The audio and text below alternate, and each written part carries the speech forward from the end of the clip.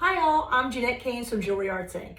So in this video, which is the third installment of our project, we're going to continue chasing and repoussing a gorgeous 22 karat apricot gold pendant. Okay, so I'm going to start doing my repousse, or I guess it's chasing at the moment, chasing from one side, repousse from the other. Depending on how you flip your piece, it's kind of the same thing in the end. So I'm going to use my poofinator. But like I was saying before, a dap will work really well, so don't stress out if you don't have like some fancy repousse tool. And same thing with the hammer. I'm going to use a chasing hammer, but the fact is you can use a leather mallet, whatever you have, no big deal. So I'm just going to pick a section and start poofing.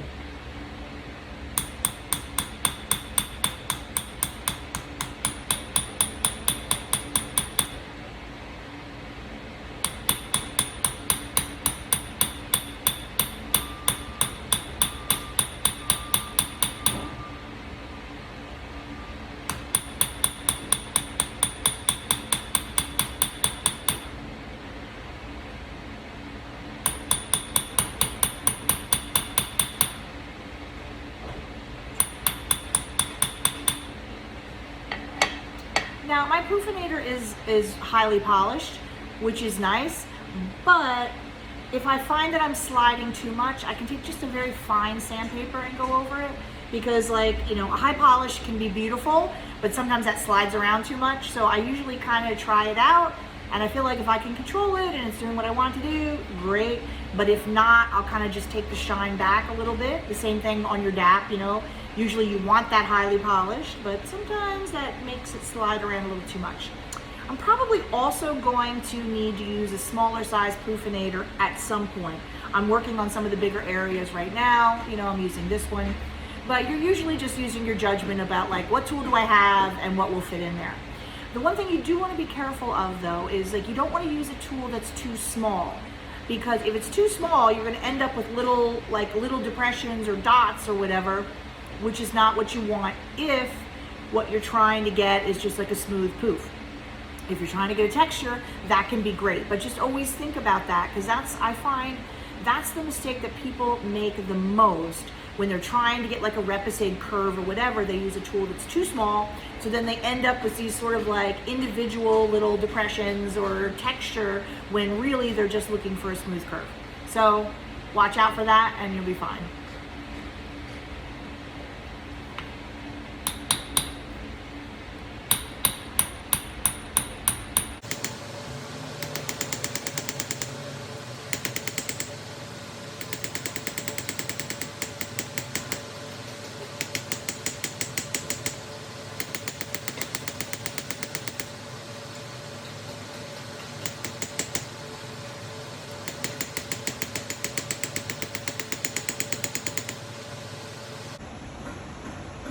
So here's a little close-up just to see what I've done so far. You see, I've got a nice smooth little depression there. But like I said, I'm going to need a smaller tool to maybe refine some of the edges. But a lot of times what I do is I take my biggest tool and I put my poof in the largest areas, and then I'll sort of go back and do some refining along the edges and in some of the smaller places. But you see, basically the poofinator at its finest.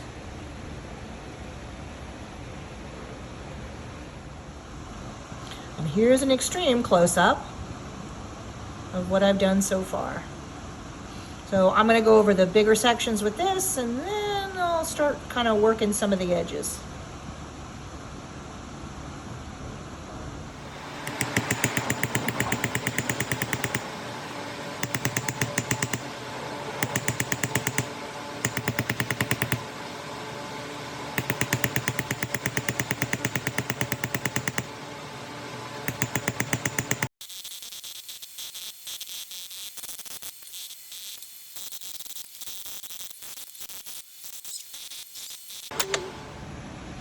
So here's a little progress report. Just putting in the sort of the broad strokes, the lower areas. And extreme close-up.